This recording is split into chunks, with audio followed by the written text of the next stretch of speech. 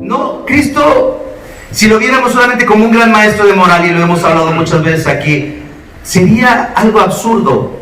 Si Cristo no fuera el que nos sustituye delante del Padre en la cruz para pagar por nuestros pecados, si solamente Él viniera a mostrarnos el camino de cómo vivir, ser una buena persona, ser generoso, ser amable, decir gracias, por favor, si eso fuera la obra de Cristo, entonces no hubiera sido necesario que muriera por nosotros en la cruz. Pero cuando vemos al Mesías, cuando vemos a Cristo y pensamos en nosotros, vemos la gran distancia que hay entre la santidad de Dios y nuestra condición.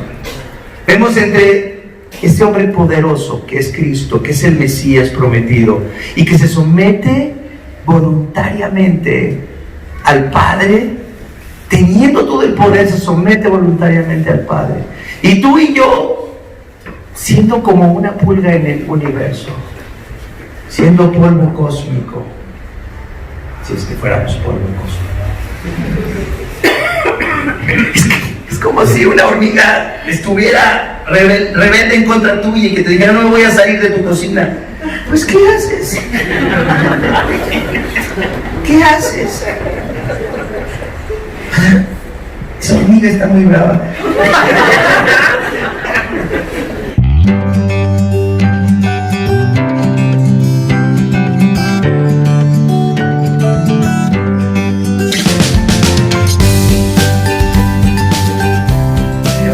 En Isaías capítulo 11, versículos del 1 al 9. Seguimos con esta serie de sermones que se llama El pueblo de Dios, la manifestación de su gloria. ¿Dónde manifiesta Dios su gloria? ¿Dónde manifiesta Dios su sustancia, su peso? ¿Dónde manifiesta Dios su fidelidad, su sabiduría, su paciencia, su gracia? ¿Dónde manifiesta Dios todo lo glorioso que Él es? Pues en su pueblo, y lo estamos viendo así en Isaías.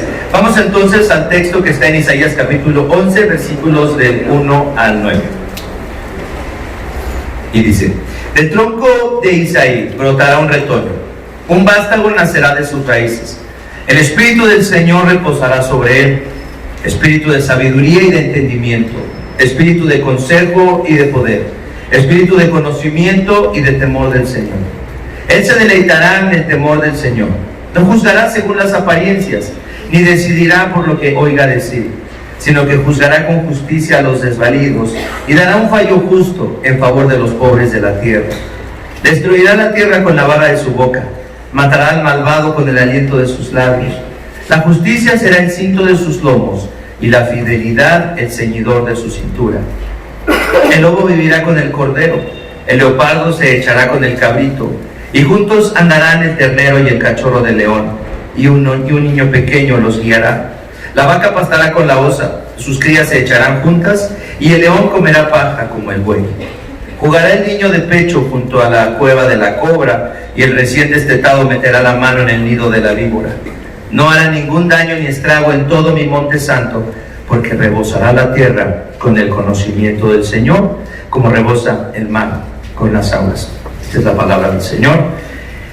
Vamos a meditar en esta mañana en este texto. El sermón se llama La esperanza del cambio, y me parece que es apropiado recordar que estamos empezando este año, pero como la palabra de Dios nos va hablando en las diferentes etapas de nuestra vida, y vemos aquí en el texto de Isaías esta promesa de que todas las cosas cambiarán. Espero que estés empezando este año con esta idea con un anhelo de cambio, pero que no sea el anhelo de cambio normal, que ya para marzo es una decepción todo lo que se había propuesto alguien para empezar el año. Pero de verdad hay un anhelo de cambio. Hay personas que están soñando si este año van a encontrar a la persona con la que van a compartir su vida, si este año por fin se casarán, si este año comprarán la casa que quieren, si este año irán a las vacaciones que habían soñado. Es decir, todas las personas están continuamente deseando algo que traiga un cambio a sus vidas. Así somos los seres humanos caídos. Deseamos que haya un cambio en nuestras vidas, pero a veces solamente queremos cambios superficiales y no queremos un cambio profundo. Pero de lo que habla Isaías aquí es que hay una promesa de un cambio profundo. Recordemos que todo esto que está diciendo el profeta Isaías lo está diciendo en el siglo 8 antes de Cristo. Recordemos que aunque la tribu de Judá que vivía en Jerusalén, pues comparado con lo que había sido el reino en el tiempo de David y de Salomón, podríamos decir que estaban en franca decadencia. Sin embargo, habían experimentado durante el reinado del rey Acaz una gran prosperidad económica. ¿Se acuerdan? Había caballos de guerra, había oro, había plata, pero también había mucha opresión, había mucha injusticia, estaban llenos de adivinos, estaban llenos de todo de los que consultaban a los muertos, estaban llenos de ídolos. Entonces hay este contraste en este momento de la historia del pueblo de Judá, en el que están terminando un periodo muy bueno económicamente, pero un periodo también en el que hay mucha injusticia, mucha opresión, mucho pecado. Y es aquí donde Isaías vuelve por tercera vez a hablarnos de este descendiente de David, que es el Mesías. Nos vuelve a hablar de esta señal que aparece en el capítulo 7 y en el capítulo 9 de Isaías. ¿Se acuerdan? ¿Cuál sería la señal? Que la Virgen concebiría y daría a luz un hijo que se llamaría ¿cómo? Emmanuel, Dios con nosotros. Y este pasaje en el capítulo 11 que estamos leyendo es la continuación de estas promesas de este Mesías que va a venir, que está anunciado en el capítulo 7 y 9, pero ahora se nos dice no solamente que va a venir, pero ahora se nos dice lo que va a hacer. Ahora se nos dice cuál es el resultado de su llegada, cuál es el resultado de que Él venga. Entonces quiero analizar tres cosas. Quiero analizar el origen del cambio, el costo del cambio y la manifestación del cambio. El origen del cambio, el costo del cambio y la manifestación del cambio. El origen del cambio, fíjense lo que dice: del trono de Isaí brotará un retoño, un vástago nacerá de sus raíces, el espíritu del Señor reposará sobre él, espíritu de sabiduría y de entendimiento, espíritu de consejo y de poder, espíritu de conocimiento y de temor del Señor. ¿Qué contraste? ¿Qué contraste con el pueblo de Judá? ¿Qué contraste con el pueblo de Israel? ¿Qué contraste con el rey Acaz? ¿Se acuerdan que la semana pasada Antonio García nos estaba platicando de que Dios le había dicho a Acaz: no temas a estos que están amenazándote, confía en mí? Nunca Israel va a volver a confiar en aquel que es su propia desgracia. Pero, ¿hizo caso Acaz? Hicieron caso los judíos que vivían ahí en Jerusalén, que tenían el templo ahí, ese templo que había construido Salomón en Jerusalén. Ahí estaban todo lo que les recordaba a los israelitas y a estos judíos del pacto que Dios había hecho con ellos para salvarlos y que fueran su pueblo y para que gozaran de sus bendiciones. Todo eso lo habían olvidado y estaban en franca oposición a todo lo que Dios mandaba. Estaban llenos de ídolos. Los reyes, en contra de lo que mandaba Dios, estaban llenos de carros de guerra, de caballos de guerra, adivinación, todo lo peor. Pero este vástago, este retoño del tronco de Isaí, es decir, descendiente de David, Isaí era el padre, entonces recuerden, es de la familia de David, de donde surge el rey David. Dice: de Isaí brotará un retoño, un vástago nacerá y el espíritu del Señor reposará sobre él. Hasta ahí está bien. ¿Cómo se manifiesta este reposo del espíritu del Señor sobre el Mesías? Pues así, con espíritu de sabiduría, espíritu de entendimiento, espíritu de consejo y de poder, pero también espíritu de conocimiento y de temor del Señor. ¿Se dan cuenta de las características de este Mesías? Al mismo tiempo que es fuerte, al mismo tiempo que es poderoso, voluntariamente se somete a la voluntad de Dios. Voluntariamente se somete al temor del Señor. Voluntariamente adquiere el consejo del Señor. Entonces este es un hombre descrito como poderoso, pero al mismo tiempo descrito como sumiso, como humilde, sabio consejero. ¿Se acuerdan de que esa es la descripción de él en Isaías capítulo 9? Así es que entonces, dice, si nos damos cuenta, la vida de este vástago, de esta descendiente de Isaí, es un franco contraste con la necedad del pueblo de Israel y especialmente de los judíos. Los judíos buscaban, la pregunta de los judíos, buscaban la sabiduría de Dios, anhelaban conocer al Señor, anhelaban hacer su voluntad. No, lo que querían era hacer lo que ellos querían. Entonces fíjense una cosa, cuando encontramos en la Biblia la descripción de Jesús, la descripción del Mesías, y lo comparamos con todos los personajes bíblicos que no son Jesús, nos damos cuenta del gran contraste que hay entre ellos. ¿Están de acuerdo? Hablamos la semana pasada de lo tonto que fue ¿quién?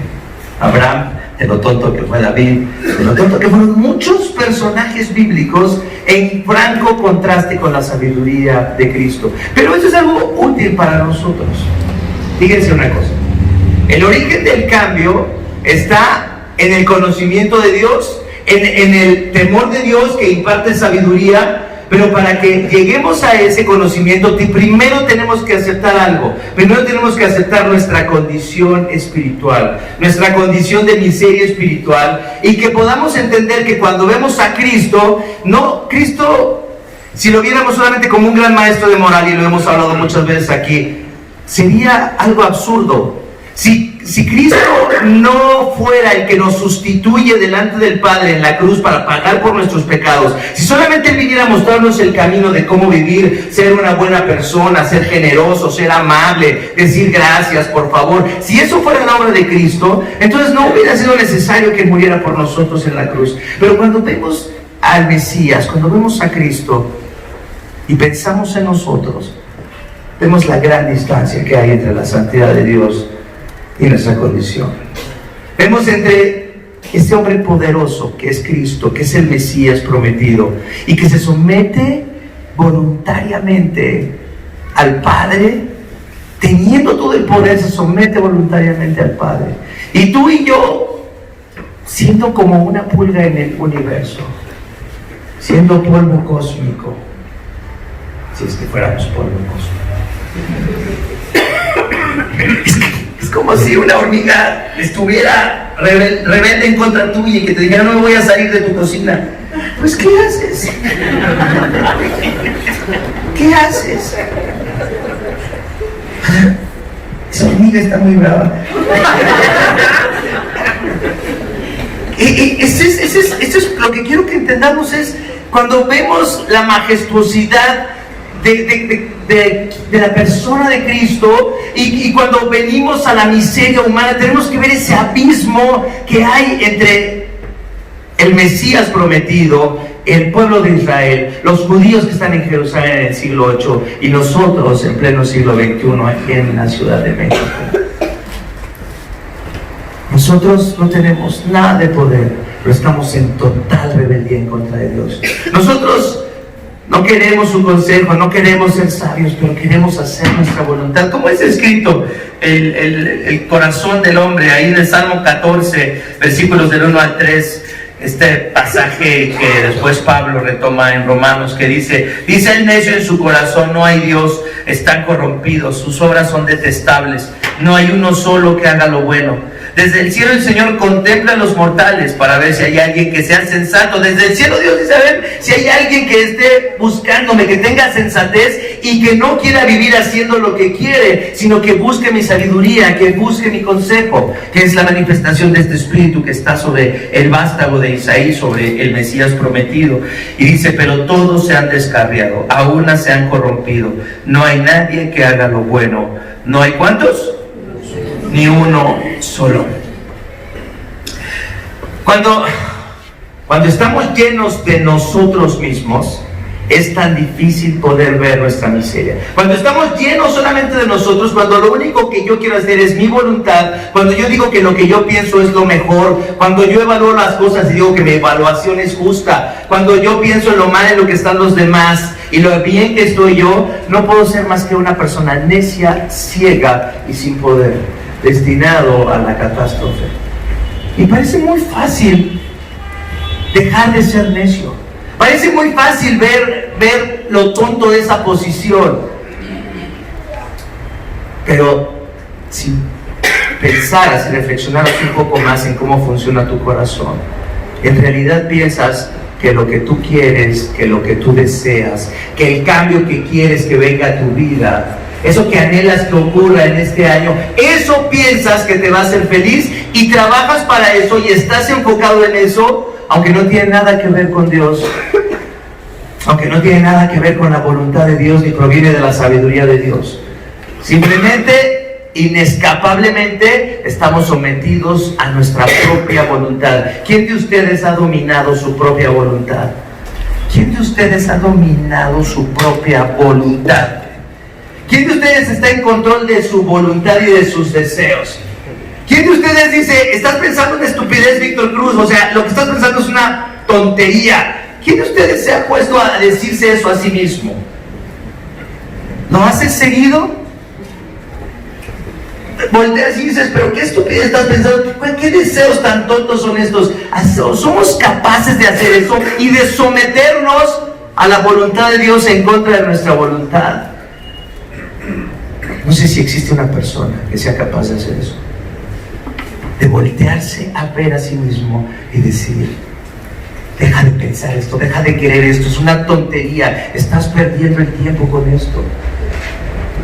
Qué difícil es dominar nuestra propia voluntad, porque nuestra condición es así. Estamos llenos de nosotros mismos, pero el Mesías prometido dice, tendrá el Espíritu del Señor que reposará sobre él, y entonces se manifestará en espíritu de sabiduría, de entendimiento, espíritu de consejo y de poder, espíritu de conocimiento y de temor del Señor. El Mesías nos muestra cómo hay que temer a Dios, cómo hay que vivir delante de Dios, cómo hay que vivir delante del rostro de Dios. Ese es nuestro desafío, pero es muy difícil si estamos solamente llenos de nosotros mismos y no llenos de la sabiduría de Dios. El apóstol Pablo nos recuerda esto en Gálatas 2:20. Fíjense lo que dice el apóstol Pablo: si ustedes están verdaderamente en Cristo, entonces no deberían estar llenos de ustedes mismos y no deberían estar siendo guiados por sus deseos, por sus anhelos y por su propia voluntad, sino de esta manera. Gálatas 2:20, fíjense lo que dice el apóstol Pablo: con Cristo he sido, ¿qué? Juntamente crucificado, y ya no vivo yo, sino que Cristo vive en mí. Lo que ahora vivo en el cuerpo o en la carne, dice la Reina Valera, lo vivo por la fe en el Hijo de Dios, quien me amó y dio su vida por mí. Lo que ahora vivo en el cuerpo, lo que vivo ahora en esta carne, dice, lo vivo por la fe en el Hijo de Dios, quien me amó y dio su vida por mí. El origen de un cambio profundo, fíjense, está en este conocimiento de Dios, en someternos voluntariamente a este Dios que nos ama, que nos ha mostrado por medio de Cristo que nos ama, y entonces dice que todo lo vivas en la fe del Hijo de Dios. Yo no sé lo que ustedes piensan cuando no están pensando nada. A ver, voy otra vez a decir esto. ¿Qué piensas cuando no estás pensando en nada? ¿O siempre piensan en algo? O de pronto se quedan en blanco y así de pronto alguien viene y lo mueve y dice, ya pasaron 2 días, ¿qué estás? Cuando abres los ojos, piensas en algo. Cuando abres los ojos y empiezas a fantasear con sacarte la lotería, empiezas a fantasear con que el jefe que odias se murió en un accidente, empiezas bueno, ustedes no, pero otras personas sí piensan eso. Pero, ¿cuáles son sus fantasías? ¿En qué piensan cuando no están pensando en algo del trabajo o no están estudiando algo? ¿En qué piensan? ¿Cuáles son sus fantasías? Si se dan cuenta, sus fantasías, nuestras fantasías, son de codicia, son de lujuria, son de confort, son de dominio sobre otros. Hay personas que se empiezan a pelear con otros en el pensamiento. Cuando lo vean le voy a decir, sí. Y ahí están con un pleitazo, ahí están despertando en su almohada, pero ya saben cómo se van a pelear y lo que van a decir, y me va a oír ahora sí, y me las va a pagar. No, ya están peleándose, ahí están en la cama y están peleándose. Nosotros están pensando con alguien, con esa persona, y están en todas las fantasías románticas, de lujuria, de placer, otros están pensando ya en las vacaciones, otros ya están pensando cuánto dinero tienen ahorrado y si tienen lo suficiente. Es decir, todos los anhelos y deseos humanos que no están dirigidos hacia Jesús tienen que ver con nuestro bienestar y con nuestro placer. Tienen que ser solamente escapes. ¿Qué piensas cuando no estás pensando nada? ¿En qué se deleita tu corazón? ¿Eres capaz de someter tu voluntad y llevar esos pensamientos cautivos a Cristo? Es decir, podemos hacer lo que dice el apóstol Pablo: lo que ahora vivo en el cuerpo, lo vivo en la fe del Hijo de Dios. Me levanto y digo: ¿en qué estoy pensando? No estés pensando esto, Víctor. No estés pensando esto. Piensa en que eres amado, en que eres perdonado. ¿Es fácil hacer eso? Es fácil quitar los pensamientos que surgen naturalmente de tu corazón y de tu mente y llevarlos cautivos a Cristo. Es decir, ¿por qué anhelo eso? ¿Por qué pienso que necesito eso para ser feliz? ¿Por qué pienso que necesito eso para sentirme bien? Si tengo el amor de Dios, si conozco a mi Padre, si sé que Cristo murió por mí, ¿no debería yo dedicar mi vida a algo que no tenga que ver con hacer mis deseos y satisfacerme a mí mismo? Qué difícil es eso. Qué difícil es no querer satisfacernos a nosotros mismos.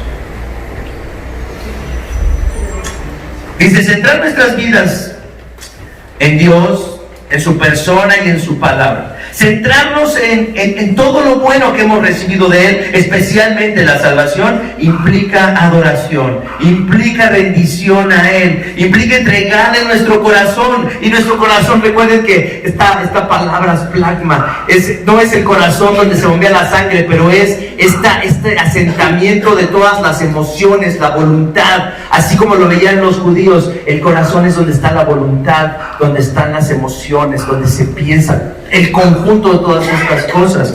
Dice, entregarle nuestro corazón, pensar en Él, pensar en sus acciones, referirlo todo a Él, como ese vástago que es escrito, lleno de sabiduría de Dios, lleno del conocimiento de Dios, lleno del temor del Señor. Entonces el origen del cambio está en que conozcamos a Dios y en que al conocerlo, al conocer a Cristo, al conocer que somos perdonados y amados, entonces vamos a someternos voluntariamente cada día a todo lo que conocemos de Dios, a todo lo que Él quiere. Ese es el origen de un cambio profundo, si realmente queremos un cambio profundo en nuestras vidas. Pero también hay un costo, el costo del cambio. Fíjense lo que dice en el versículo 3. Él, el vástago de Isaí, este descendiente de David, el Mesías prometido, se deleitará en el temor del Señor. No juzgará según las apariencias, ni decidirá por lo que oiga decir, sino que juzgará con justicia a los desvalidos y dará un fallo justo en favor de los pobres de la tierra. Destruirá la tierra con la vara de su boca, matará al malvado con el aliento de sus labios. La justicia será el cinto de sus lomos y la fidelidad el ceñidor de su cintura. Si yo les preguntara a ustedes en estos tres versos, 3, 4 y 5, ¿cuál es el tema general de estos tres versículos? ¿Cuál es el tema general de estos tres versículos? ¿Tienen ahí sus Biblias? Véanlas, chéquelas. O bueno, sus smartphones. ¿Cuál es el tema de esos tres versículos? ¿Cuál es el tema central? Justicia. El tema central es la justicia. Fíjense entonces, empezamos pensando en este mensaje de Isaías para el pueblo que está totalmente corrompido, con la promesa del Mesías que vendrá y que tiene todas estas características. El pueblo de Israel necesita un cambio, nosotros necesitamos un cambio, pero el origen del cambio está justamente en la persona que debemos conocer, que es Dios. Y al conocerlo, entonces someternos a Él voluntariamente. Pero viene luego el costo. O sea, ¿es algo fácil este cambio? ¿Es algo sencillo de lograr? Fíjense lo primero que dice: Él, este vástago, este Mesías, se deleitará en el temor del Señor y no juzgará según las apariencias. Isaías nos dice que aquel que renovará todas las cosas, lo hará porque juzgará todas las cosas rectamente. Y eso es posible porque se deleita primeramente en el temor de Dios. Juzgar las cosas rectamente. Es fácil juzgar las cosas rectamente. Ahora ya no nosotros mismos. Ahora, juzgar todas las cosas rectamente. Y me llama la atención que después de que habla del juicio justo, de juzgar las cosas rectamente, habla de que este Mesías juzgará también y dará un fallo favorable, justo en favor de los pobres. Juzgará a los pobres justamente. Me llama la atención esto porque cuando pensamos en un juicio justo, hablando de los pobres, es muy difícil juzgar a los pobres justamente. Fíjense lo que estoy diciendo. Es muy difícil juzgar a los pobres o a los oprimidos con justicia. Porque tenemos dos opciones que son totalmente opuestas y que son las dos están equivocadas. La primera sería juzgar a los pobres como personas irresponsables, tontas y flojas. Y son pobres porque son flojos y tontos, ¿están de acuerdo? Y por eso son pobres, porque son flojos, porque no hacen nada, porque no se esfuerzan. ¿Han oído personas diciendo eso? Hay muchas personas que dicen eso. Los pobres son pobres porque son flojos, porque no trabajan, porque no se ayudan a sí mismos. A mí nadie me regaló nada, yo he hecho todo desde... Y empieza a sermonearnos los que se han hecho a sí mismos, ¿no? Los que de la nada ya son algo increíble. Esa es una forma injusta o justa de juzgar a los pobres. Muy injusta, muy injusta. Pero también la otra es decir que los pobres son el pueblo bueno. ¿Están de acuerdo? Que es una tontería. Los pobres son buenos porque son pobres. Si se roban la gasolina y se incendian, hay que hacerles un monumento porque son pobres, son víctimas de nosotros. Si tú eres una víctima del Estado y eres pobre, entonces puedes dedicarte a lo que quieras. Puedes robar, puedes matar, puedes secuestrar, porque el Estado te ha fallado. Eso es lo que la educación marxista de este país también ha enseñado a millones de personas que creen eso. Que los pobres son buenos. Fíjense que este pasaje es tan importante porque estamos hablando de un momento de injusticia tremenda en el pueblo de Judá, ahí en la ciudad de Jerusalén, donde estaba el asiento del templo de Dios, y vean lo que estaba pasando ahí. Qué difícil es juzgar a los pobres con justicia. Porque no todos los pobres son buenos, ni todos los pobres son víctimas, ni todos los pobres son pobres porque son flojos. Pero qué difícil es quitarnos estas identidades que hemos decidido tomar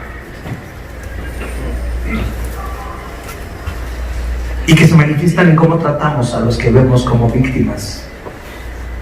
Qué difícil es que realmente viéramos la condición humana tal y como es.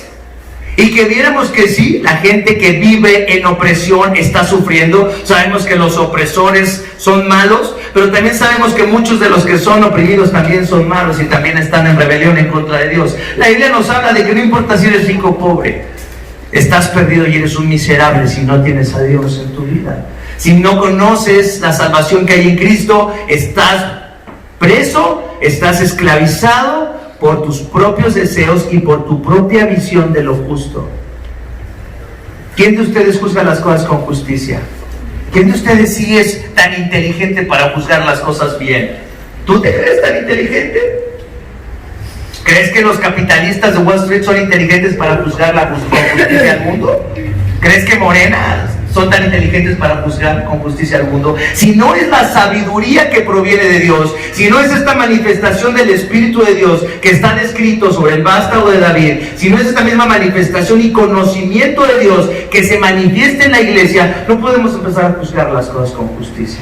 Siempre o victimizaremos a otros y trataremos de proteger a otros a como dé lugar, aunque no debamos hacerlo, o atacaremos a otros aunque no debamos hacerlo.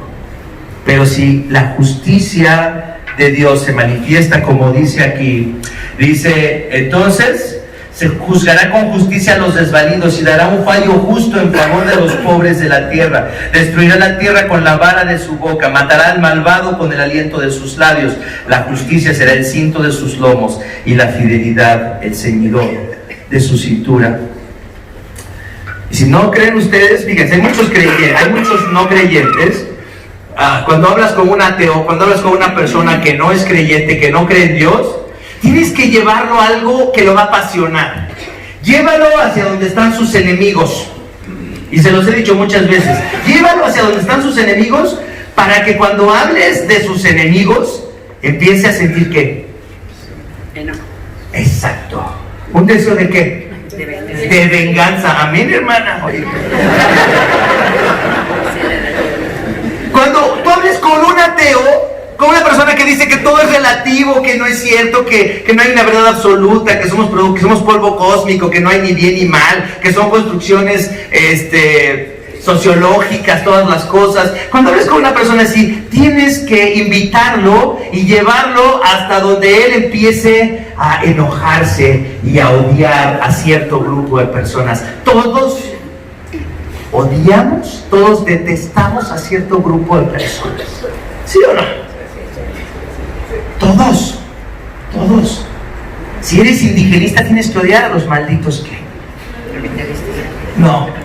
Españoles que vinieron a quitarnos todo el oro, vinieron a destruir el paraíso en el que vivían los indígenas antes, donde todos se amaban y todos se respetaban y todos vivían en comunión con la naturaleza. Vinieron a destruir eso sus malditos españoles. Si eres pro español, tienes que decir, claro que no, venimos a traer la civilización. Vean, estaban de guaraches, estaban en chanclas y ve ahora usan Michael Kors, ¿no? Venimos la civilización. Y si te educaste en escuelas públicas, tienes que odiar obviamente a los capitalistas y a los yanquis y al imperialismo, y tienes siempre que odiar a alguien. Pero te voy a decir de dónde surge ese odio, ese resentimiento humano. Es producto del pecado, pero también es producto de que somos la imagen de Dios y fuimos creados a imagen de Dios, y tenemos que estar enojados con la injusticia que han hecho diferentes naciones, diferentes pueblos, diferentes personas. Entonces la indignación y el deseo de venganza es algo natural que tenemos que tener los seres humanos. Debe haber justicia, y esas personas que dicen que no creen en Dios anhelan justicia, pero siempre a su modo. Pero lo mismo nos puede pasar a nosotros, porque siempre queremos justicia, pero ¿en quiénes dijimos? En los demás. Siempre queremos que los demás paguen. Yo quiero que ustedes paguen, pero yo no quiero pagar. Ustedes se merecen pagar, pero yo no. Yo soy pastor, fui al seminario y leo la Biblia todos los días. Soy una buena persona. Pero ustedes, fíjate cómo somos. Siempre piensas que alguien tiene que pagar. Siempre piensas que alguien debería de sufrir, porque fuiste hecho a la imagen y semejanza de Dios y anhelas que haya justicia, pero por nuestro pecado se manifiesta en un deseo de venganza. Una película mexicana que vi hace unos años, es que no se ven en el cine, pero una frase fantástica donde un policía, que es un policía corrupto de la Ciudad de México, una historia horrible, tremenda, está llorando un día, está desesperado y dice, es que no hay justicia en este mundo, porque Dios perdona a todos. ¡Qué frase tan inteligente y tan profunda! Que marca nuestra cultura mexicana, ¿no? En donde la gente, en la cultura popular, en la religión popular, ¿qué es lo que creen? Creen que Dios perdona a todos, ¿no? Y aunque no sean muy católicos, también creen que Dios perdona a todos, porque mi Dios es amor. ¿Han oído eso? Pero el policía que estaba en un momento de tremendo sufrimiento, de tremenda soledad, viendo la miseria de la sociedad, dice, qué lástima que no haya justicia, porque Dios perdona a todos. Si Dios perdonara a todos, si Dios no condenara a nadie, ¿habría justicia? Si no importara lo que hiciéramos, ¿habría justicia? No hay justicia. Todos, hasta los que no creen, anhelan la justicia. Y de esto habla el profeta Isaías, diciéndoles a los israelitas que un día va a haber justicia, porque obviamente esto lo estaba escuchando todo el pueblo y todos anhelaban que hubiera justicia. Y está diciéndoles, sí va a haber justicia, porque además este Mesías dice, dice, la justicia será el cinto de sus lomos y la fidelidad el ceñidor de su justicia. Es decir, va a vivir para ser justo. Y fíjense cómo es descrito. Es descrito finalmente como, fíjense, si vemos el versículo 5, la justicia será el cinto de sus lomos y la fidelidad el ceñidor de su cintura. Justo y ¿qué más? Y fiel. Justo y fiel. Así es el retoño de la familia de David, que renovará todas las cosas con su justicia. Así renovará todas las cosas cuando Él venga y destruya, dice, con el aliento de su boca a los malvados. Dice, pero me encantó este comentario, dice, y Cristo hace justicia de dos maneras. No solamente imparte justicia para los que no tienen posibilidad de justicia, los oprimidos, los pobres, sino que Él mismo hace justicia al ofrecerse a sí mismo en la cruz por los pecados cometidos por los mismos israelitas, por los judíos, por nosotros, para que, siendo pagado el precio de nuestro pecado, hallemos perdón. Dice, no puede haber justicia sin el costoso pago de nuestra rebelión. Dice, el precio de la justicia para el cristiano es algo muy alto. El precio de la justicia significa que la única persona que ha pisado esta tierra y que ha estado lleno de amor, de conocimiento de Dios y de adoración a Dios, es la persona que puso su vida en lugar nuestro para alcanzar la verdadera justicia. Él es fiel y Él es justo. Y el apóstol Juan, en la primera epístola, en el capítulo 1, versículo 9, que nos dice que si confesamos nuestros pecados, Él es fiel y justo como este vástago que vendría, que estaba prometido. Fiel y justo, ¿para qué? Para perdonarnos y limpiarnos de toda maldad. No se puede alcanzar sabiduría sin el conocimiento de esta justicia de Dios. No podemos juzgar las cosas rectamente si no estamos centrados en la obra de Cristo, si no vemos hacia Jesús y si no interpretamos nuestra realidad, si no interpretamos nuestras relaciones con los demás a la luz del Evangelio, de las verdades del Evangelio, a la luz de nuestra caída y a la luz del amor de Dios, a la luz de lo que éramos y a la luz de lo que la santificación que Dios está haciendo en nosotros, a lo que nos lleva a ser. ¿Nos lleva a trabajar por los pobres? Sí. Es una prioridad para Dios. Pero no trabajamos para los pobres porque pensamos que son buenos. Digamos, simplemente porque sabemos que es lo justo. Fíjense qué diferencia. Un cristiano no está diciendo si son flojos o si son víctimas o si son malos. No, nosotros no estamos juzgando eso. Trabajamos por el bien de los pobres porque es lo justo en este momento. ¿Y les llevamos el Evangelio? Sí. El anhelo de cambio entonces requiere que haya justicia en un mundo sin justicia, pero esa justicia es muy costosa y Cristo nos ofrece pagar el precio. Finalmente, la manifestación del cambio.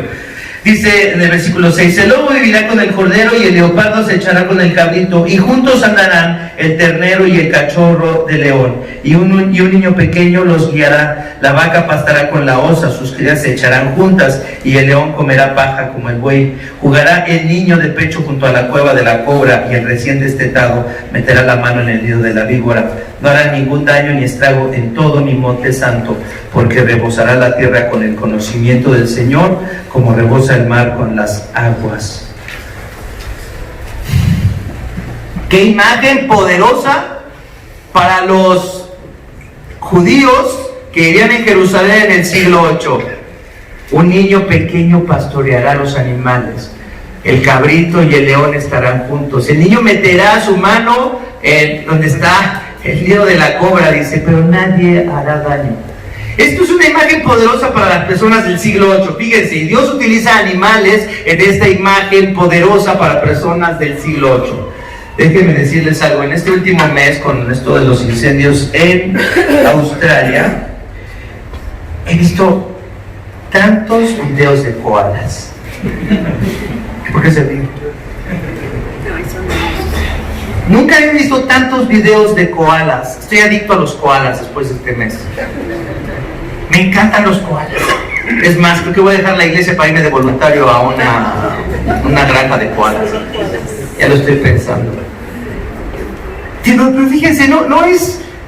Vimos con koalas desde que los están rescatando, que están quemados, y otros que son bebés y que le están dando la mamila al koala bebé para... No me impresiona que sean tan acariciables los koalas. Lo que me impresiona es que cuando los seres humanos atienden a estos koalas, de pronto tienes el sentimiento de que algo está bien, de que algo está funcionando perfectamente. Cuando un ser humano está rescatando un animal en una necesidad, dices, o sea, no lo piensas, no lo razonas, pero tu corazón se siente lleno de algo glorioso, de algo que los satisface, de algo que dices, esto es bueno, esto es lo correcto, así se ve la justicia. Fíjense cómo yo no soy el que por mi proclividad a que me gusten los animales que parecen peluches, me guste esto, sino estoy hablando de que en el siglo 8, Isaías, en su profecía, Dios le está diciendo a Isaías, mira, dales a los israelitas, dales a los judíos que están en Jerusalén, una visión de un mundo cambiado, y vamos a utilizar animales. No solamente me gustan a mí los animales porque soy chilloncito, no. Hay un anhelo de que toda la creación esté en comunión, esté en armonía. Y cuando Isaías utiliza esta imagen de los animales salvajes estando con los animales domésticos y que no van a hacer ningún daño, obviamente no estaba hablando de que un día se va a hacer la naturaleza, pero está hablando de que cuando el Mesías venga, haga justicia, establezca su reino y conozcamos al Señor, porque dice, entonces el mundo rebosará del conocimiento del Señor. Cuando lo conozcamos, entonces las personas envidiosas, los que están furiosos contra otros, los que odian a otros, los que tienen deseo de venganza, los que quieren matar a otros, las personas más feroces serán capaces de convivir con otras. Habrá paz entre ellos. Ayer estaba con unos amigos y me contaron de la cárcel de los Milagros, el centro penitenciario San Francisco Gotera, y le dije, oye, voy a tener que utilizar esto mañana, voy a tener que cambiar mi ilustración. Fíjense lo que pasó en El Salvador, en este centro penitenciario San Francisco Gotera. Dice, son las 9 de la mañana y algunos de los presos más violentos y sanguinarios de El Salvador cantan, alaban e invocan estruendosamente a Cristo mientras leen la Biblia en el patio de la cárcel. El calor y se convierte el lugar en un segundo infierno.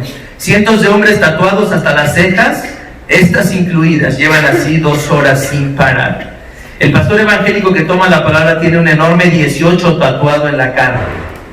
Es un símbolo de la pandilla a la que en otro tiempo juró lealtad eterna. Tiene otro más en la nuca. Estos son los que se aprecian a simple vista en un lienzo que incluye una decena de números, calaveras, frases y demonios que recuerdan su pasado.